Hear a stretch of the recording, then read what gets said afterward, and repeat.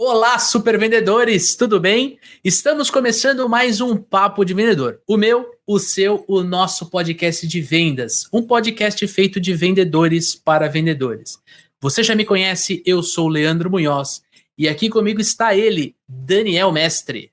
Fala aí, pessoal, como é que tá essa força? Daniel Mestre, primeiro episódio de 2023. Estamos começando o ano, energia renovada. Já pulou as ondinhas na praia, cara? Já, cara. Agora... Comeu lentilha? Não. Essas coisas não. Fez tipo de simpatia pro ano novo, cara? Não, sem simpatia. Só escrever as metas, né? Fazer uma boa retrospectiva aí, dar uma analisada, como a gente falou no último episódio ali, né, Lê? Né? Olhar para o que deu certo, olhar para o que não deu certo, planejar futuro, e agora pé no acelerador, exatamente. É isso aí, cara, é isso aí.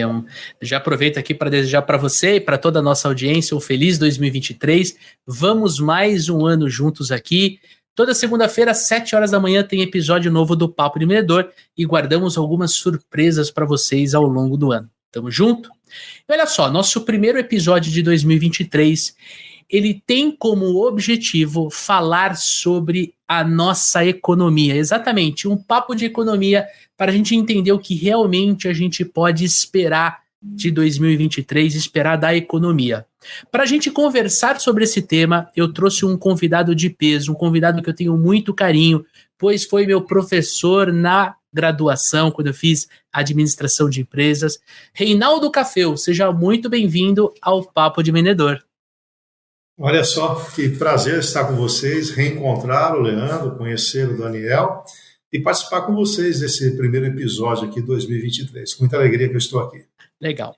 Cafeu, conta pra gente um pouquinho, para quem não te conhece, quem não conhece o seu trabalho, quem é o Reinaldo Cafeu? Bom, eu sou economista, né, de formação, também me graduei em contabilidade, por conta de trabalhar com consultoria econômica financeira.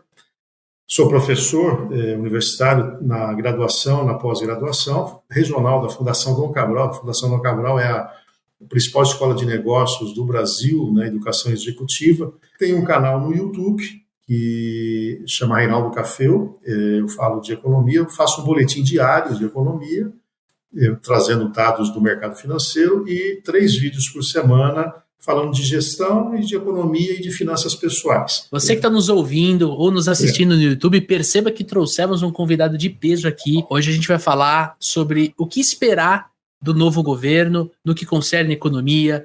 A gente vai falar um pouquinho de inflação, a gente vai falar sobre expectativa cambial para controle de inflação, para investimentos externos no Brasil. E a gente principalmente vai falar sobre como o vendedor pode se preparar para esse ano de 2023 e também para os próximos anos que estão por vir. Só que antes da gente começar, preciso ter aquele velho disclaimer de sempre. Quero reforçar para você que este podcast é trazido para você pela RD Station CRM e por nós, dos Super Vendedores. A gente quer trazer uma notícia muito bacana para vocês em primeira mão. Está aberto o questionário da maior pesquisa de vendas do mercado, Panorama de Vendas, realizada pela RD Station, com o apoio aqui do Papo de Vendedor. Se você trabalha com vendas, queremos ouvir você. Então participa respondendo o questionário.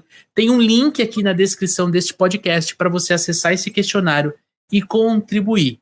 E olha só, diferente do ano anterior, esse ano tem muitos prêmios para você concorrer. Exatamente.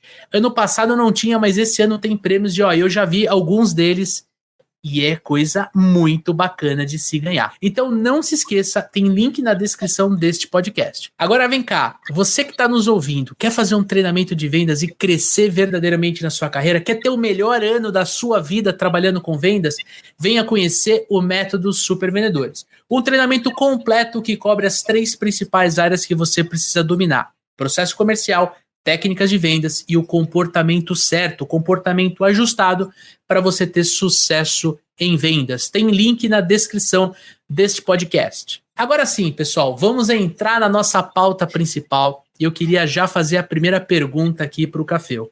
Cafeu, assim, vamos lá. Considerando o novo governo eleito, e a gente não pode deixar de levar em consideração que o Lula, como presidente, já esteve 8 anos no poder, então existe um histórico daquilo que foi feito nos seus 2 primeiros mandatos. O que a gente pode esperar da economia em 2023, na sua visão? Bom, vamos lá. Nós temos que entender os contextos, né? O Lula governou o Brasil por 8 anos no momento de um contexto internacional muito favorável. Nós tivemos ali o chamado boom das commodities. Não tivemos nenhuma crise relevante, né? E o Brasil poderia, inclusive, ter tirado mais proveito ainda do ponto de vista do seu desempenho. Aquela coisa, né? Vendedor tem oportunidade, não é isso? Em tese, nós podíamos ter vendido o dobro do que nós vendemos, mas o país se acomodou um pouquinho nessa onda das commodities e acabou dentro de um modelo, né, que o PT gosta muito, que é o modelo centralizador, né, fazendo com que os gastos públicos, a estrutura do Estado fosse um pouco maior. Mas teve seu mérito, a população reconheceu, porque acabou reelegendo o Lula, e o Lula elegeu Dilma por 2 vezes, né, uma pessoa desconhecida. Então, e não pode tirar o mérito do Lula, que mesmo também no cárcere, colocou o Haddad num segundo turno contra o Bolsonaro, e saindo do cárcere vence o Bolsonaro nas eleições. Então, é um tipo de uma liderança que precisa ser colocado. Então, o Lula tem o seu mérito, né, porque ele acabou não só se elegendo uma vez, se reelegendo, fez a sucessora, a Dilma, que era desconhecida, né? Só que o que aconteceu no final do programa de governo do Lula, ou do PT, nesse caso, que foi a Dilma? Aquilo que foi arquitetado nos 8 anos de Lula levou o país a um descontrole fiscal. E quando você tem um gasto exagerado, isso acontece na nossa casa, em um determinado momento, ou você tem uma poupança, né? Quer dizer, você vai acumulando riqueza para, em certo momento, você garantir esse gasto. Eu brinco que é muito parecido com quem participa do tal do Big Brother lá, né? A pessoa vive numa bolha, tem aqueles momentos de fama, ele sai da casa, aí começa a conviver em sociedade, aí ele não pode mais ir com uma roupinha simples, ele tem que comprar uma roupa melhor, não pode mais com aquele carro que ele tinha, tem que com um carro melhor. Se esse sujeito que fez o Big Brother, ou essa moça que fez o Big Brother, não tiver uma retaguarda financeira, ele vai viver uma ilusão, né? E uma hora a conta chega. E a conta chegou no governo da Dilma Rousseff. Ou seja, quando houve a primeira crise internacional, nós não tínhamos uma poupança interna, um controle do endividamento que permitisse garantir o crescimento. Por um erro básico, ele formatou o seu governo baseado num crescimento no consumo das famílias. E a Dilma repete esse processo e insiste nesse processo. Naquela oportunidade, eles começaram a emprestar dinheiro a um custo menor do que ele captava o dinheiro. Então, imagina, a gente aqui empresta dinheiro a 10% ao ano e na outra ponta a gente capta dinheiro a 15% ao ano. Quer dizer, eu acho que uma hora nós vamos quebrar, né? E o que aconteceu? Nós tivemos 2 anos de recessão. Recessão, o que é? Quando o produto interno bruto de um período é inferior ao produto interno bruto do outro período. E se isso acontecer de 2 trimestres em diante, já está instalada a recessão. E nós tivemos 2 anos de recessão por conta dessa questão. Por que eu estou contando esse histórico? Quando entra o Bolsonaro, ele entra, e o Bolsonaro não era um sujeito liberal, não dá para dizer, o Bolsonaro escolheu um modelo econômico liberal que permitisse ser pró-mercado, diferente do governo do PT. O governo do PT é um governo que gosta de Estado maior, mais inchado. Aí ele casa com uma pauta liberal, porque ele conhece Paulo Guedes. Paulo Guedes é da Escola de Chicago. A Escola de Chicago é uma escola de economistas liberais. E o que o liberal prega, entre outras questões? Que o espaço na economia tem que ser ocupado pelo setor privado. E que o Estado, não um Estado mínimo, mas um Estado eficiente, é aquele que complementa. Faça uma educação de qualidade, garanta a segurança pública, trabalhe para que tenha uma boa saúde e ela seja universal, invista em infraestrutura, faz a máquina andar de maneira eficiente, mas gastando o mínimo que você puder, para você não subtrair dinheiro, não subtrair riqueza do setor privado. Porque um governo não gera dinheiro, né? Ele subtrai dinheiro, né? Eu, você, nós três aqui ganhamos 1.000 por mês, parte disso nós mandamos para o governo. A gente compra produto, parte vai para o governo. O que o governo faz? Usa esse dinheiro para sustentar a máquina. Toda vez que esse governo ou estado é um pouquinho maior, ele está deixando a gente com menos dinheiro. Essa pauta liberal é implantada, era preciso fazer reforma, implanta uma reforma previdenciária muito, diria, acima do que se esperava no mercado, só que aí veio a pandemia. Quando vem a pandemia, o governo é obrigado a injetar dinheiro na economia, porque todo mundo ficou em casa, né, e você tem que ter Auxílio Brasil. Nós gastamos num ano de pandemia equivalente à economia de 10 anos que nós vamos fazer na Previdência Social, ou seja, foi muito forte. Esse modelo, que é um modelo que vigiu até 31/12 de 2022, ele é um modelo exitoso, porque mesmo depois da pandemia, e aí o Estado voltou a ter a mão pesada para poder segurar a peteca, as estatais tiveram bons resultados, estavam no vermelho, passaram a trabalhar no azul. O governo entregou as contas públicas com sobras, a inflação sob controle, em queda, também um câmbio bastante, diria, razoável, né, para os padrões brasileiros, taxa de desemprego em queda e aumento do emprego formal.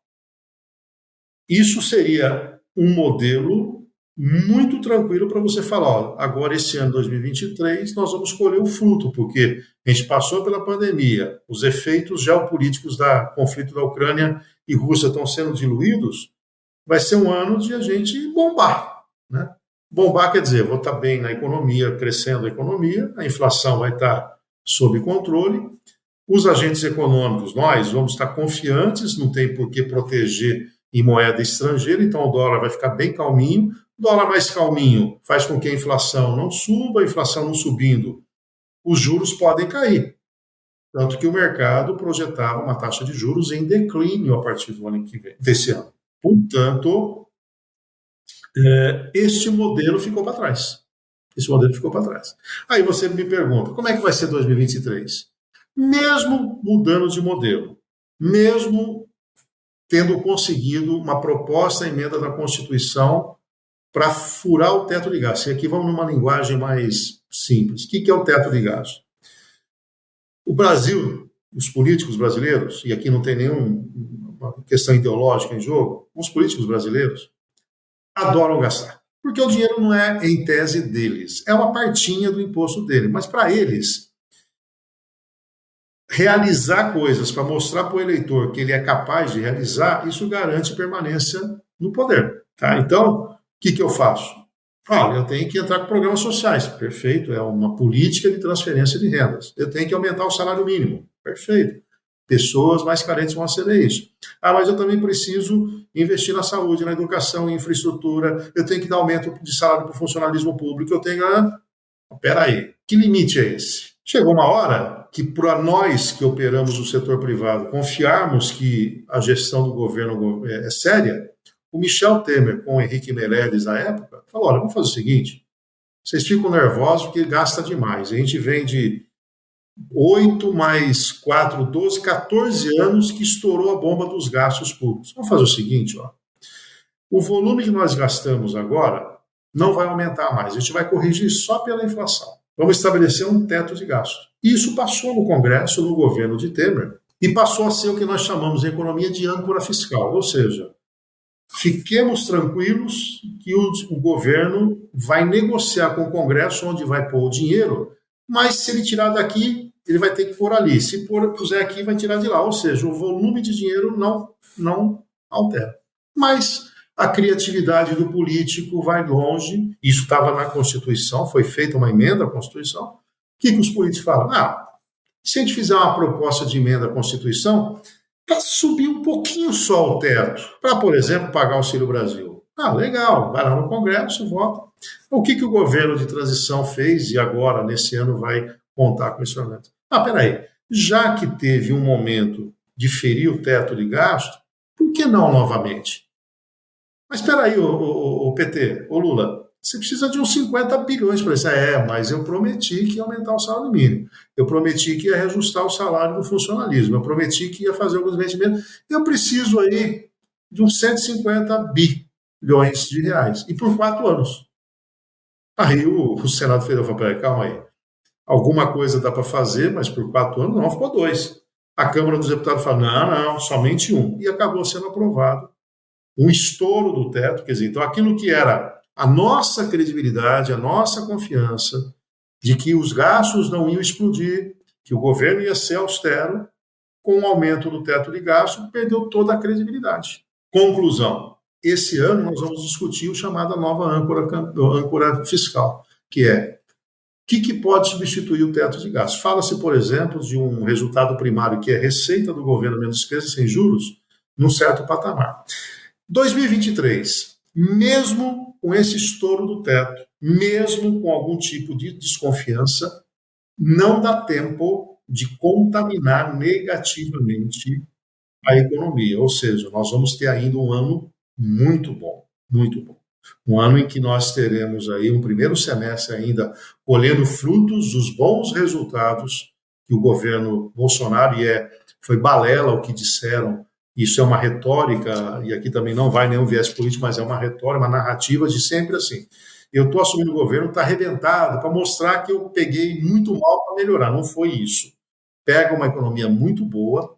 O que existe hoje é uma certa retração dos investidores na produção. Eles estão aguardando as ações do governo para falar, olha, eu posso tirar um pouco mais de grana. Agora, já estão garantidos, por exemplo, R$1 trilhão de investimentos no Brasil, com o 5G, com as concessões que tivemos de portos, aeroportos. E quando a gente fala que a economia pode ter um pequeno abalo, e eu avalio que se tiver, é mais para o fim do ano, contaminando 24, pode até nem acontecer isso, a impressão que tem é que tudo vai degringolar. Não, na verdade, o PIB às vezes cai, mas ele não zera, né?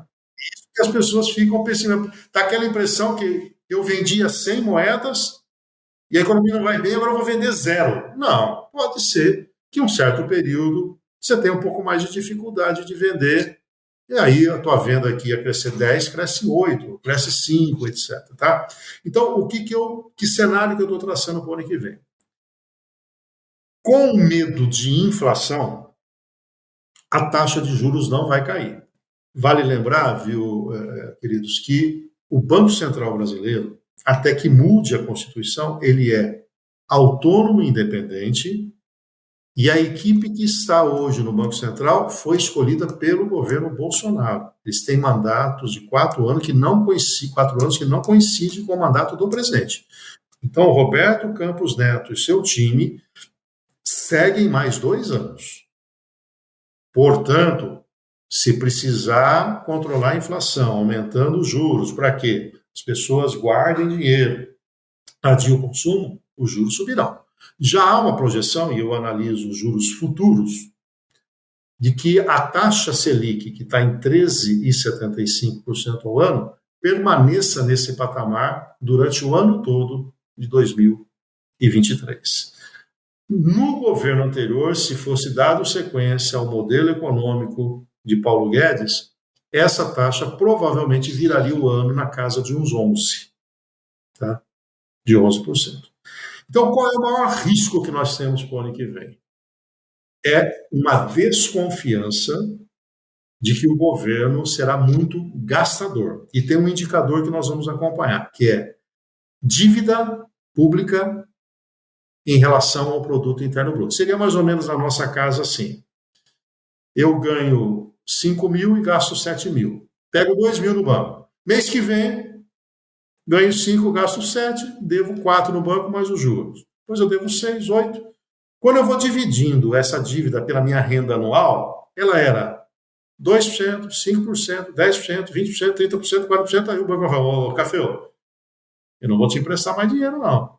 Aí eu vou começar a procurar uma financeira que vai cobrar uma taxa de juros maior porque o risco é maior. Até que eu chego num agiota que cobra 30% ao mês. No país é a mesma coisa, tomada devida proporção, tá? À medida que nós desconfiarmos que a coisa não vai bem na economia, nós vamos querer mais juros para financiar o Estado. E a gente financia o Estado como? Ele emite títulos. Eu aceitava 13,75, mas pode ser que eu não aceite mais. Eu queira 15, queira 18, quero 30, queira... Isso tem muito a ver também com a inflação. E aí vai contaminando outras coisas, né? Nervosismo vai para o câmbio e tudo mais. Mas, em tese, em resumo, 2023 colhe frutos desses últimos 2 anos, em especial o ano passado, 22, com bons indicadores. Não tem como fazer um estrago no curto prazo e nós vamos acompanhar. E tem um jeito de neutralizar tudo o que eu estou falando.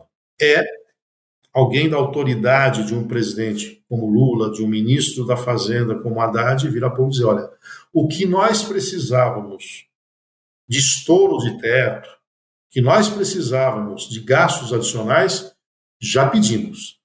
Nesses próximos anos, nós vamos administrar com o que nós temos. Aí, eficiência, produtividade, né? Aí você acalma o mercado. Agora, se essa tal nova âncora fiscal for na linha de que os gastos são ilimitados, o nervosismo vai se instalar, os desequilíbrios virão e, naturalmente, que nós teremos problema na economia. Então, é aquela história de ficar de olho no gato e no peixe, tá? Mas, insisto, 23 não vejo que, mesmo que errem a mão, nós tenhamos grandes estragos. Acho que um dos maiores fantasmas que o Brasil tem, né? Eu não vi, eu estudei isso, né, no colégio, na faculdade, é a inflação, né, Caféu? Uhum. E eu acho que quando você, que nem você falou, quando você sobe os juros, você segura a inflação, né? A gente tem falado muito com muitos empresários que estão segurando os investimentos para ver, pelo menos os 100 primeiros dias do governo Lula, como é que vai ser, quais são as atitudes que eles vão tomar e tudo mais. Mas assim, cara, a gente percebe que existe esse temor da inflação, né? E aí, na tua visão, qual que é a previsão do governo Lula com relação aos juros para segurar a inflação? Ou, né, na outra ponta, você tem o BNDES, né, que foi uma ferramenta importantíssima para muitas empresas investirem dentro dos seus negócios com juros pequenos, quando a Selic estava alta e você podia deixar o teu capital investido e tudo mais. Como é que essa dinâmica ela acaba influenciando na vida do empresário? Porque os nossos ouvintes, eles vendem para esses empresários. Sim. Então, quando ele chega ali na propriedade Sim. rural, quando ele chega na indústria, quando ele chega no comércio, quando ele chega para apresentar o projeto, para apresentar o produto ou um serviço, geralmente vem uma objeção, e a gente tratou dessa objeção em novembro, no começo de dezembro, na verdade, num programa aqui do Papo Empreendedor, de como a gente faz para contornar essa objeção que é mais cenário político e não tanto cenário econômico.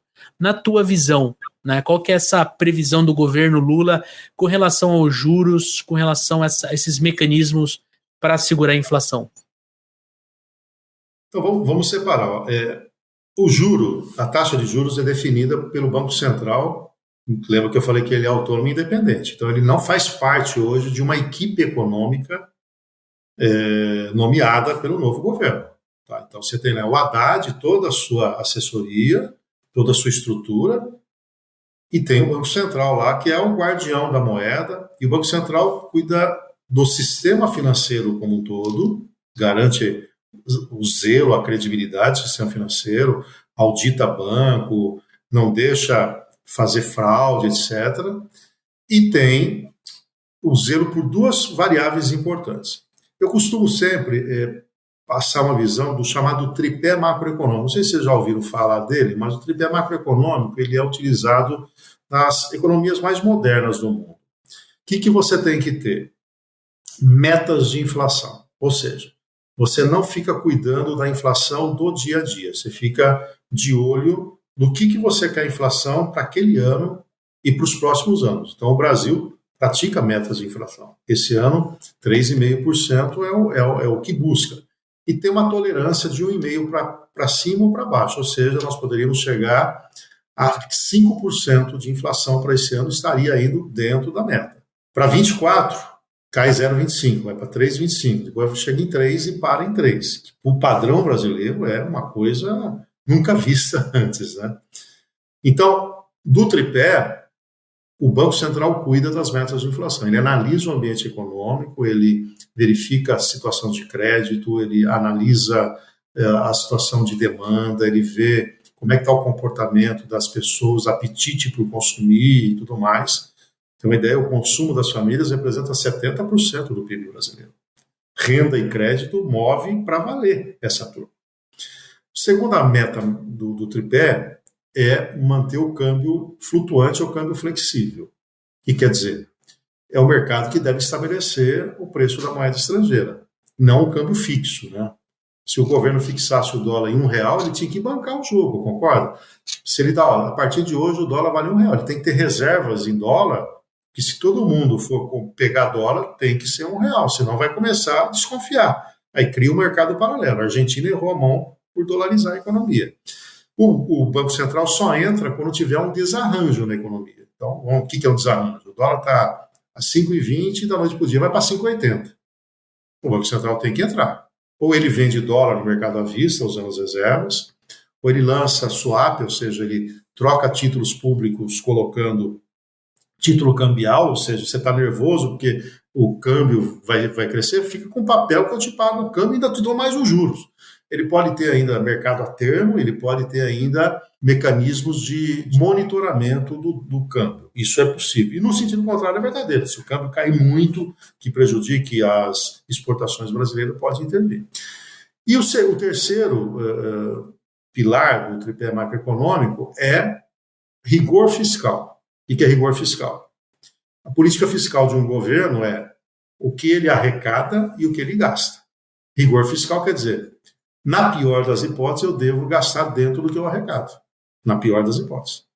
Mas esse ano já está previsto um buraco no orçamento de 235 bilhões de reais. Isso, que o endividamento vai subir. Então, por que eu coloquei o tripé macroeconômico? Porque a variável que o Banco Central não tem ingerência é a política fiscal. Então, vejam que a política monetária e a política cambial, que é o que o Banco Central cuida, serão muito mais corretivas do que preventivas. Então, vamos lá. O governo começa a gastar muito. Os agentes econômicos ficam nervosos, trabalham no ambiente de incerteza, trabalhando no ambiente de certeza, eles se retraem e se protegem. Um abrigo natural é demandar dólar. Eu tenho meu capital no Brasil, eu quero levar para fora. Isso aconteceu ano passado, foi um movimento. Você tem uma ideia, em dezembro de 22, a cada semana dobrava o volume de recursos de dólar que saiu do país. Um movimento contrário que aconteceu até meados de outubro. Medo, né? Então, se isso acontece de uma maneira muito forte e o Banco Central tem que reagir e não consegue abafar, dólar subiu. Dólar subiu, nós temos mais ou menos 30% dos preços da economia que estão de alguma maneira atrelados ao dólar. Ou porque são cotados em dólar, ou porque realmente a gente importa. Consequentemente, você alimenta os preços. Se alimentar os preços, vamos supor que o dólar vá para 6 e pouco, exagerando. Se o barril do petróleo não subir só porque foi para 6, o combustível eventualmente vai subir. Subiu o combustível, sobe o frete. Subiu o frete, contamina preço. Aí o que o Banco Central tem que fazer? Porque vai ter inflação. Vai lá, o IBGE vai medir, deixa eu ver quanto está o preço da laranja, subiu. Quanto está o preço? Subiu. Puxa, a minha meta de inflação é de 3,5. Eu posso chegar no máximo a 5.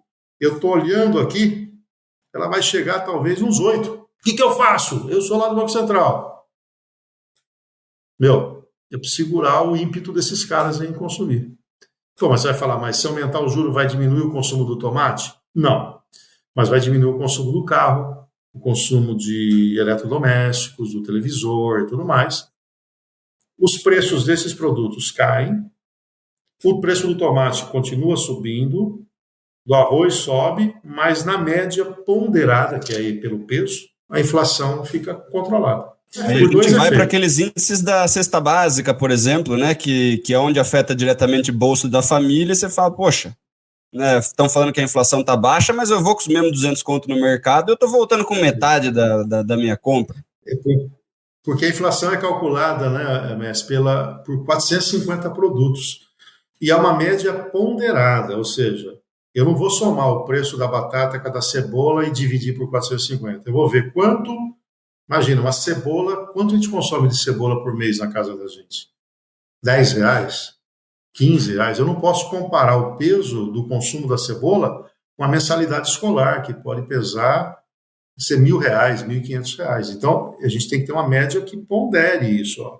Então, o peso maior é da mensalidade escolar, o peso menor é da cebola. O peso da gasolina é o peso da peça de automóvel é outro. A inflação calcula até semijoia, leva em conta semijoia. Telefonia celular. Antigamente era videocassete, agora modernizaram um pouquinho, é streaming, mas até pouco tempo o preço do videocassete entrava nesse negócio aí. Entendeu? Então, veja então, aí o Banco Central o que ele tem que fazer? Inflação se instalou, eu aumento os juros. Seguro o consumo e ao mesmo tempo estimula o cara a guardar dinheiro. Fala, porra, eu ia trocar de carro, não vou. O juro tá bom pra caramba, eu vou guardar dinheiro, né? Então, objetivamente, sobre a questão da inflação em juros, tá? A questão fiscal, lembra que eu falei agora há pouco? Ó, estamos vendo os primeiros dias aqui do governo Lula. Se a mensagem que o governo Lula estiver passando para a sociedade olha, nós vamos nesse limite de gastos que foi estabelecido, estamos procurando uma âncora fiscal, sem aventura fiscal, sem desequilibrar, sem criar nervosismo, para que você, empresário, empreendedor, tenha confiança de que a gente vai fazer 4 anos legais. Se a mensagem for essa, bonitinha, não há por que buscar proteção. Não haverá aumento de liquidez no mercado, ou seja, o governo, ao gastar demais, o gasto público movimenta a economia. Mas se movimentar numa velocidade maior do que a resposta de oferta, gera desequilíbrio, o preço sobe. Então você tem 2 efeitos de um governo gastador. Ele provoca a inflação injetando dinheiro na economia, porque está gastando mais, e ele provoca a inflação porque os agentes econômicos ficam nervosos, inseguros, se protegem em dólar. Então, se a mensagem for, fiquem tranquilos que é o limite que eu estou, não tem porquê a proteção em dólar. Você ficaria só com o efeito da liquidez do mercado. E aí vai depender muito de nós aqui, né? Peraí, meu amigo, você está reclamando aí que não quer comprar aqui que eu estou vendendo? Veja só, se a gente aumentar aqui a oferta de produto, o preço está bom aí no mercado, né? Porque o empresário gosta de preço mais alto porque ele ganha mais, né?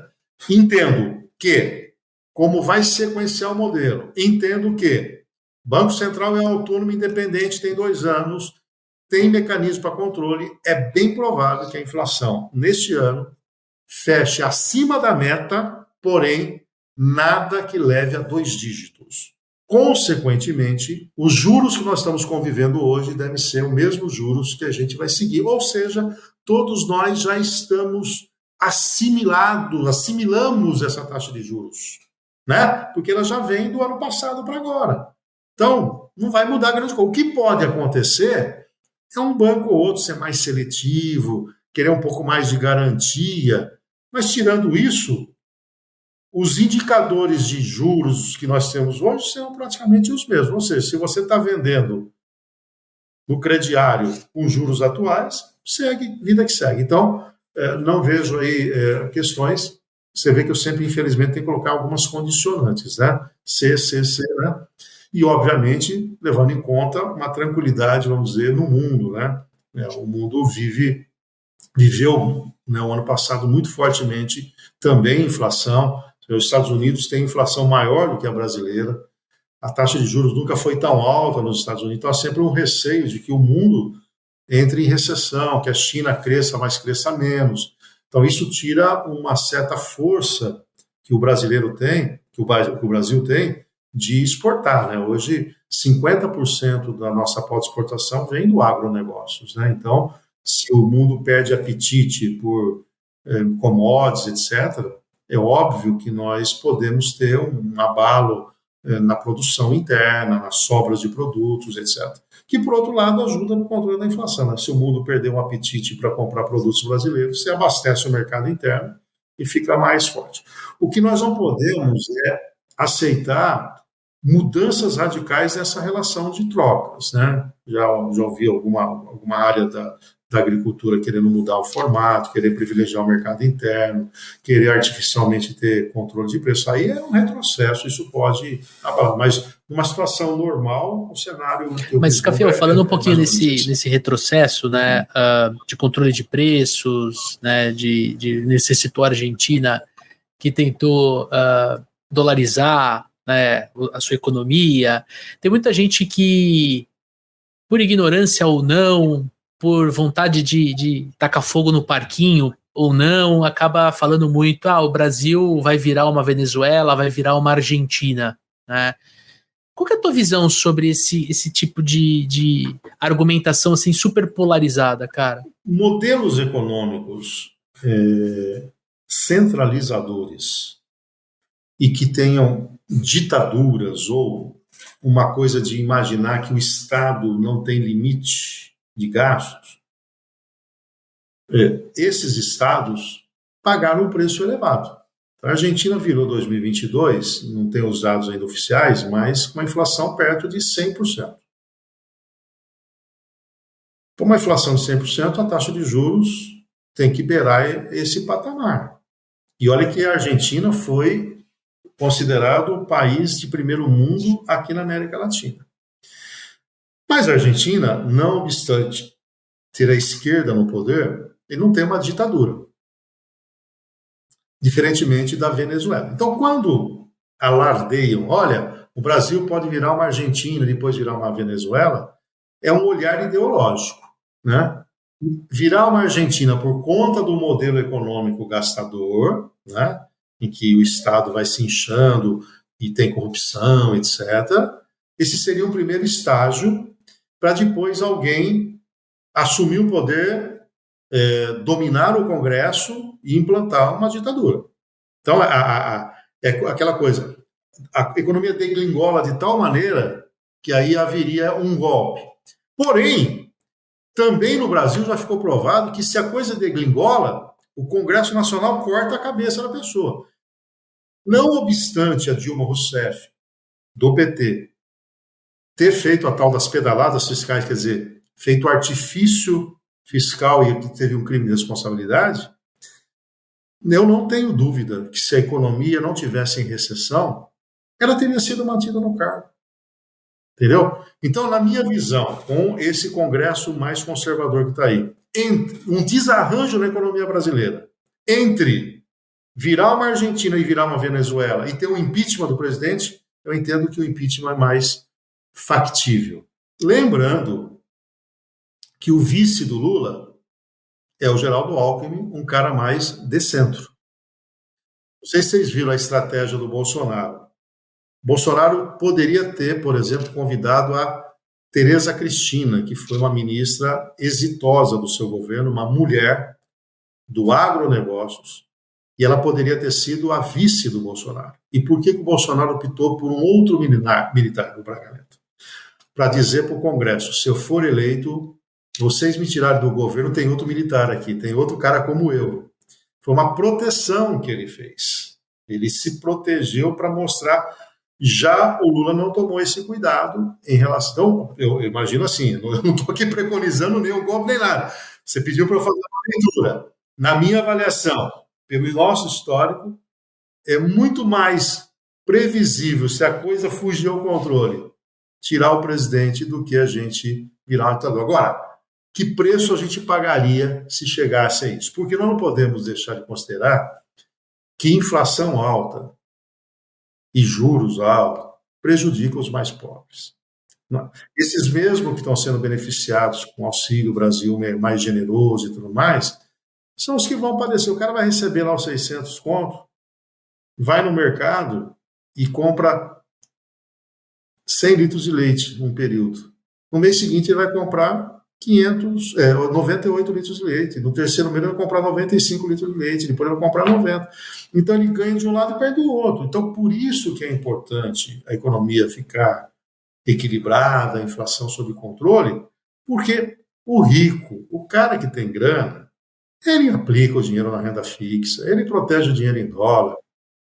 O rentista está vibrando com tudo isso. O cara que vive de renda, pensa bem, ó, o governo Bolsonaro deixou a economia com uma inflação prevista de mais ou menos 5%, com uma taxa de juros de 13,75%. Você ganha 7 a 8 pontos percentuais acima da inflação. Quer dizer, é maluco, isso não existe no mundo. O rentista, o cara que aplica em renda fixa no Brasil, está pulando dessa altura. Entendeu? Agora, a dona Maria, o que ela está fazendo? Se ela tem uma sobrinha, ela vai na cadernetinha de poupança. O que ganha poupança? Metade desse negócio, né? Um pouco mais, 60%. Então, o pobre perde e perde muito se a economia não tem. Ou seja, ele ganha de um lado, e aí dá aquela ideia, né, de que é legal, que ele sabe que eu estou assistindo ele, mas ele perde lá na ponta seu poder aquisitivo. Queria fazer uma pergunta aqui, levando em conta a nossa audiência, né? A gente está falando bastante de cenário econômico, de empresários ficando nervosos e tudo mais, né? É importante que a nossa audiência entenda o que passa pela cabeça do empresário e como a gente pode entender esse cenário, né? Mas também entendo que tem uma grande parte da nossa audiência que é vendedor externo, que não sobra muito dinheiro no final do mês e tal, e ele está preocupado com coisas do tipo, cara, antes eu gastava R$500 de combustível, né, agora eu estou gastando 600, 700, né, estou vendendo mais ou menos a mesma coisa e a minha comissão que antes dava para comprar X, hoje não consigo comprar o mesmo X lá no mercado, né? Então, você que também trabalha com finanças pessoais e tudo mais, preço de combustível e além de encarecer frete, né? Putz, o cara não quer comprar tanto, o frete ficou caro, né? Tudo que aumenta preço, né? Seja inflação, seja gasolina, tudo que aumenta preço, né? Aumenta a objeção de preço, que é uma das coisas que os vendedores aí enfrentam de base diária, né? Olhando para tudo isso, eu sei que existe uma preocupação desses vendedores, né? De, putz, estou tendo que gastar cada vez mais para poder trabalhar, não estou vendendo mais e o que eu vendo hoje não me gera a mesma renda, né? O mesmo poder de compra que eu tinha antes. Né? Olhando para esses cenários, né? O que a gente pode dar tanto de dica de finanças pessoais quanto de tranquilidade, né? Para um momento de transição aí de governos, para que o vendedor tenha boas formas de contornar a objeção de preço, né? E uma boa forma de controlar o próprio dinheiro para, de repente, ele não se enroscar aí nos primeiros meses de governo. Bom, o vendedor tem uma característica que ele tem uma renda que se altera, né? Então, diferentemente de um seletista normal, de alguém que tem uma renda fixa mensal, um salário previsível, o vendedor ele oscila. Então, o que um vendedor tem que olhar? Primeiro, a média que ele prevê receber, né? Então, nunca exagerar nos gastos quando tem o pico, para ele não ter problema quando ele tiver o vale. Então, estamos começando 2023, faça uma projeção, né? Certamente você tem as metas de venda fixadas pelas organizações, isso vai resultar num valor fixo, um reembolso eventualmente e numa comissão. Quanto é isso? 100 moedas, ok. Esqueça que em janeiro você vai ganhar 30 moedas ou 20 em fevereiro. O que importa para você é sua renda anual. Eu gosto de uma técnica, Messi, chamada 50-15-35. Eu oriento quem eu posso com isso. O que é isso? Alguns falam 50-20-30, eu gosto do 50-15-35. O que é isso? Pega essa renda anual, retire os tributos que você vai pagar para essa renda. Se é uma pessoa jurídica, você vai ter ali já a tributação na PJ, né, e aquilo que você recebe da empresa. Se é pessoa física, você tem a previdência e tem o imposto de renda. Então, vamos imaginar, só para facilitar, que eu fiz 120 projetos, 120 moedas, e fazendo a conta eu cheguei em 100 moedas. Essas 100 moedas, 100%. Desses 100%, faça um balanço dos seus gastos anuais, de janeiro a dezembro, para você viver, que eu chamo de gastos essenciais. Quanto você vai gastar? Comida, bebida, educação dos filhos, aluguel da casa, prestação da casa não, aluguel da casa, o combustível, manutenção do carro, o celular de trabalho, comida fora de casa de trabalho, tudo que for necessário para você laborar e a sua família sobreviver. Soma tudo isso. Nessa técnica, este patamar deveria ser no máximo 50% da renda. Então, daquelas 100 moedas do ano, 50 moedas no máximo seria para esse gasto. O segundo pilar da técnica é 15. O que é o 15? É prioridade financeira. E veja que a técnica coloca logo na sequência 15% da renda ou para pagar uma dívida ou para guardar dinheiro. Então, das 100 moedas, 15 moedas religiosamente tem que guardar. E aqui uma dica. Não gaste primeiro para depois guardar. Não. Guarde primeiro para depois gastar. Eu uso o exemplo da previdência privada. A previdência privada, quem tem, manda debitar em conta.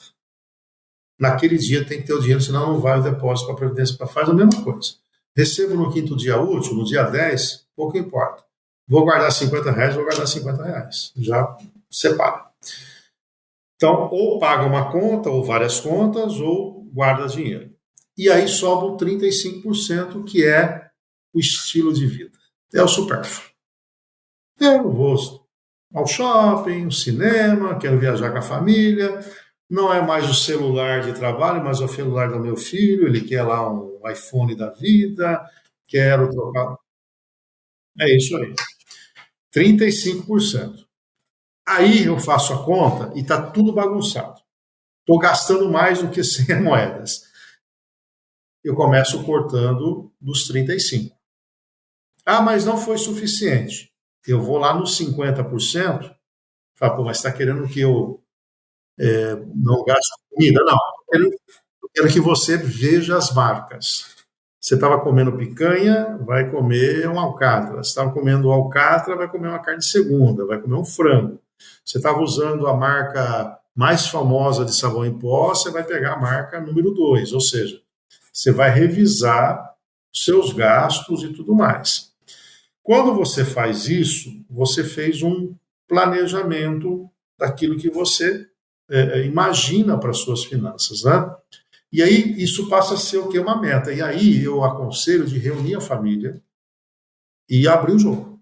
Olha, assim como a empresa que eu presto serviço reuniu lá todos os gerentes, os diretores e disse, em 2023 a minha empresa vai vender 10 milhões de reais, nós vamos ter um custo de 8 milhões, nossa margem de lucro é de 20% e nós vamos ter isso. Você vai fazer com a tua família. Olha, eu sou o CEO aqui da minha família, né? Chama todo mundo, ou homem ou mulher, depende, se tiver duas vendas, melhor ainda. O jogo nosso é esse aqui, filho adolescente. Não adianta falar para esse ano que vai querer trocar o iPhone que não tem grana para isso. Ô Zé, não vai dar para comprar aquele tênis de 700 conto lá que você imaginava. Olha, sabe aquela viagem que a gente ia fazer no fim do ano? Esquece. Ou não, tá tudo sob controle, nós vamos chegar lá. Então, isso é assumir o controle financeiro. Isso é você dar um tom do que você tem. E sabe o que vai resultar? Qualidade de vida. A pessoa vai ter meta para perseguir a grana, vai ter meta de redução de gasto. E quando ele abre o jogo, cria uma cumplicidade familiar de tal sorte que, muito antes do que você imagina, essas metas são cumpridas, cria uma certa folga.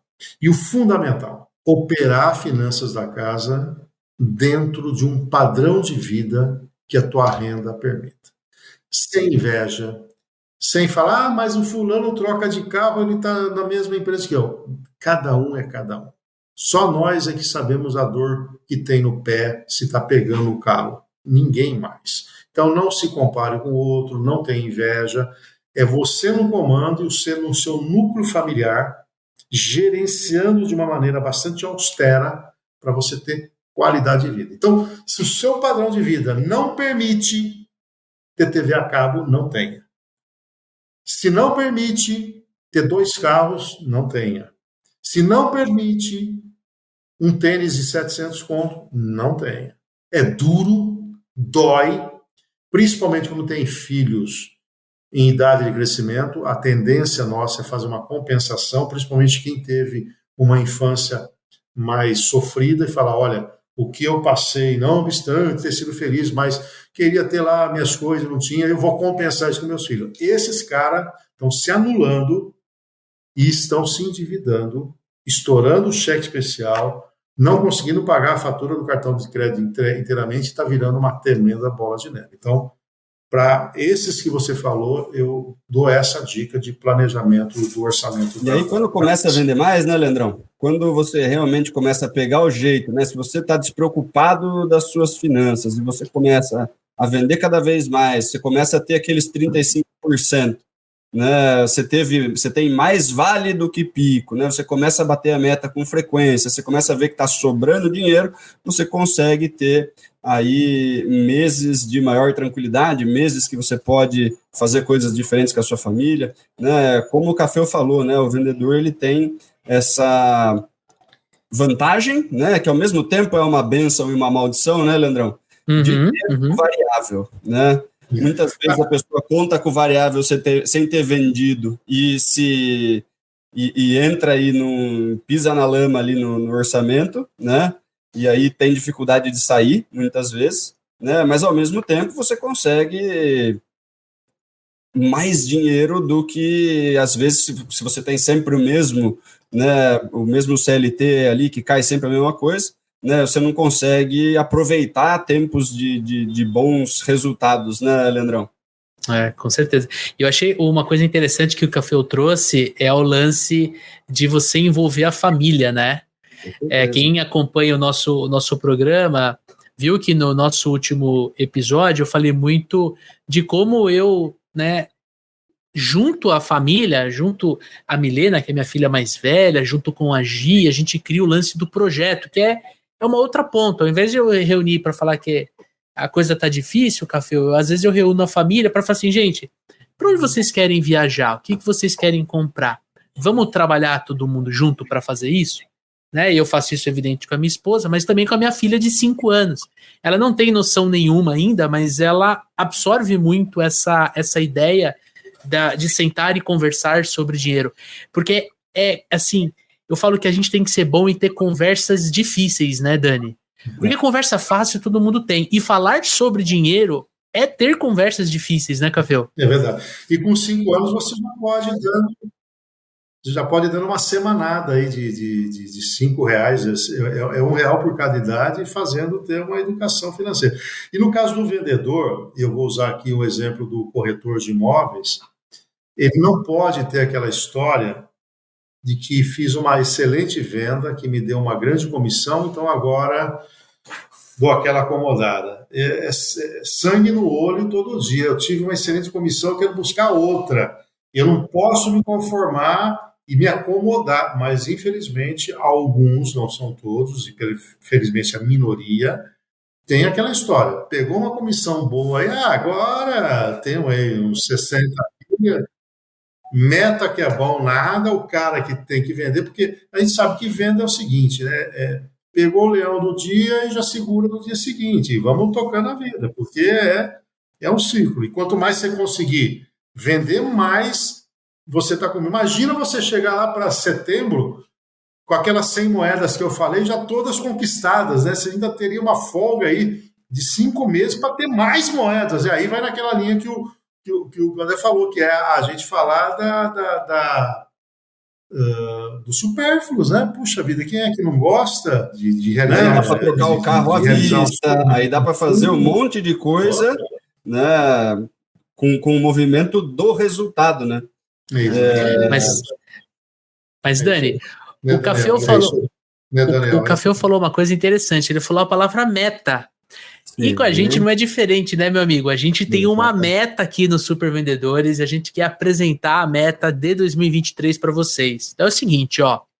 Só que é o seguinte, a gente só consegue bater essa meta se vocês embarcarem com a gente junto. Então é o seguinte, a gente quer chegar à marca de 150 mil ouvintes até o dia 30 de junho deste ano aqui. Exatamente. Meta do primeiro semestre, né, Leandrão? Meta do primeiro semestre, 150 mil ouvintes. E se a gente bater, melhor, quando a gente bater, eu vou cortar a minha barba ao vivo.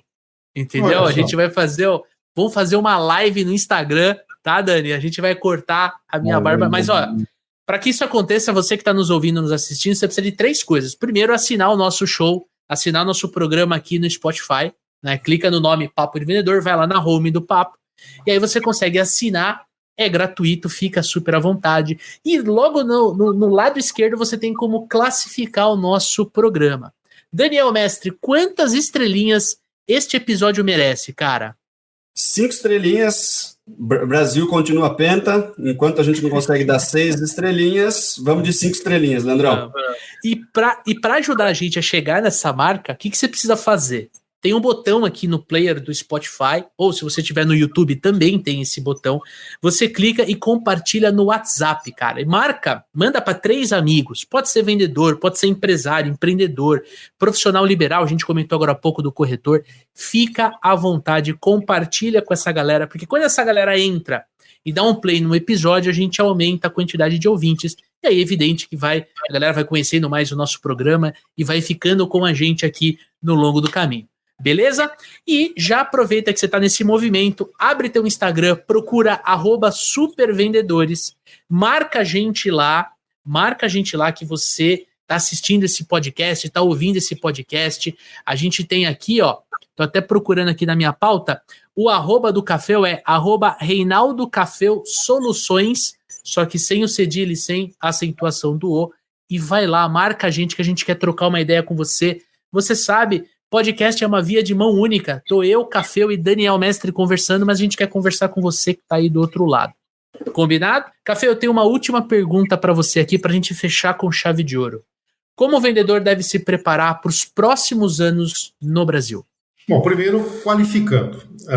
O mundo mudou, as vendas não são mais aquelas vendas antigas, né, em que você visitava um cliente e nunca mais via. Eu conto sempre essa história. Um tio meu, e hoje se vivo estaria aí próximo aos 100 anos de idade, 95 anos, e ele vendia aqueles livros, tipo Barça da vida e tudo mais, né? Clube do Livro. O que eles faziam? Eles iam nessas fazendas, identificavam as escolas rurais, batiam na fazenda e falavam, olha, teu filho precisa disso aqui para ele crescer e tudo mais. E vendia e nunca mais aparecia, porque era uma coleção enorme, num valor altíssimo, né? Então, você quase que enganava quem estava ali. Então, hoje nós temos as vendas consultivas, você tem que ter a persona, você tem que ter a história de número de contato dos prospects que você tem, né? Criar a tal da boca do funil, chegar no funil, fazer, enfim. Então, o vendedor que gravita só em torno dos mesmos clientes, gravita em cima das mesmas métricas, que não sabe usar um CRM de maneira adequada, que não conhece o perfil do teu cliente, esse sujeito vai ficar para trás.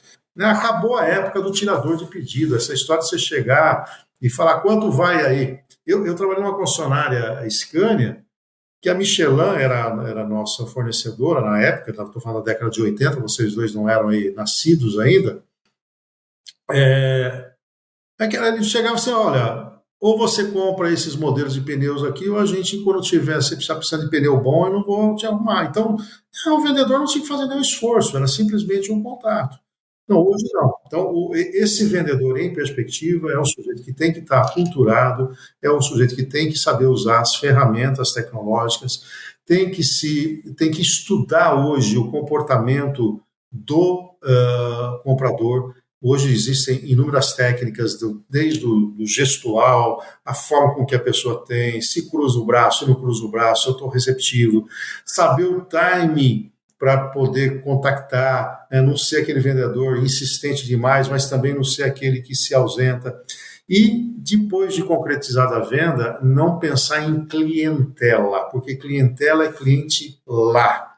Tem que ser clienteca, cliente aqui. Ou seja, trabalhar muito fortemente o relacionamento pós-venda. Lembra que eu falei, pega o touro, o leão de hoje, o jaguar de amanhã? Acabei de concretizar uma venda. O que eu vou vender para esse sujeito aqui? E ter essa capacidade de vender mais para o mesmo cliente. Às vezes, a solução da nossa venda já está nas nossas mãos e nem sempre é isso. Mas, olha, ter ambição, não ganância. O que é ambição? É aquela história. Vendi um negócio, ganhei muito, quero ganhar mais, eu vou mais para lá, eu quero ser o melhor. Se você tenta ser o melhor, não tenha dúvida que você vai conseguir ter resultado. E, obviamente, entender um pouco desse ambiente econômico, juntamente com o gestor de vendas, ter estratégias. Eu avalio que, durante o governo Lula, as empresas vão ter que reunir os seus vendedores com mais frequência, para dizer, estava indo aqui, agora melhorou para cá, mas as oportunidades estão lá. Olha, esse mercado aqui não está tão bom que da classe D, mas se a gente der uma mudadinha para a classe C, a gente consegue atingir.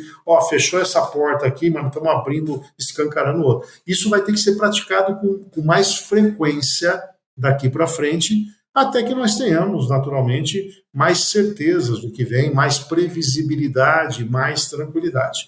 Então, é uma junção disso tudo que eu falei para que esse vendedor seja um vendedor de sucesso. Uma coisa eu tenho certeza, esse país está à venda e falta gente competente para vender. Boa, muito bom, muito bom. Que programa, Café. Poxa, muito obrigado pela sua participação, cara. Eu tenho certeza absoluta que quem está do outro lado, nos escutando, às vezes dirigindo, indo visitar um cliente, indo para a empresa, às vezes num metrô, num ônibus, ou às vezes está viajando a passeio, passeando com o cachorro, lavando louça, essa pessoa que nos escutou, nos assistiu, sai maior do que no começo do episódio. Cara, muito obrigado pelas suas palavras, pelos seus ensinamentos. Foi um prazer, mais sucesso para vocês. Quem quiser ver um pouquinho do meu trabalho, meu canal no YouTube é Reinaldo Cafeu, Soluções em Gestão. O meu site é reinaldocafeu.com.br e você me encontra como Reinaldo Cafeu na Instagram, no Facebook, acompanhe lá o nosso trabalho. E mais sucesso para você, Daniel e Leandro. E sempre à disposição de vocês. É isso aí, pessoal. Mais um episódio entregue, primeiro episódio de 2023. E aí fica aquele velho convite, aquela velha chamada. Manda para a gente no @supervendedores, sugestão de pauta, sugestão de convidado, né? Manda para nós as suas perguntas. A gente vai continuar com Clínica de Vendas, onde a gente ajuda aí os amigos vendedores com dificuldades do dia a dia, né? Destravar algumas coisas aí que de repente está acontecendo na carreira. Manda para a gente, entra lá, @supervendedores, manda lá dúvidas, questões, xingamentos. Aproveita e ajuda a gente a construir o conteúdo que você gostaria de ouvir. Maravilha? Exatamente. Na semana que vem, nós vamos falar sobre resiliência. Como a gente pode ouvir não e sair ainda mais forte, lidar melhor com a rejeição. E na próxima semana, fechando essa trinca aqui, para começar o ano, né? Começar o ano bem, né, Dani? Com o pé direito, a gente vai falar sobre planejamento de vendas e marketing. Vai vir o pessoal lá do RD Station CRM falar com a gente sobre como nós, vendedores, podemos criar um planejamento, considerando marketing e vendas, como a gente pode prospectar menos e vender mais. Olha só, sei que isso pode soar estranho, mas como é que eu posso prospectar menos e vender mais? Como é que a gente pode aproveitar melhor o relacionamento com a nossa carteira de clientes, como o Cafeu nos disse, usando estratégias de marketing digital, enfim, um programa incrível. Então, se você não assinou, aproveita para assinar o Papo de Vendedor, é gratuito aqui no Spotify ou no YouTube, porque sim, segunda-feira, 7 horas da manhã, tem um novo episódio para você poder estudar vendas, você que é gestor, líder, dono da empresa, colocar para o teu time escutar a gente, eu tenho certeza que vocês vão vender cada vez mais, melhor, mais rápido, com mais lucro em 2023. Tamo junto, forte abraço, boas-vindas e sucesso!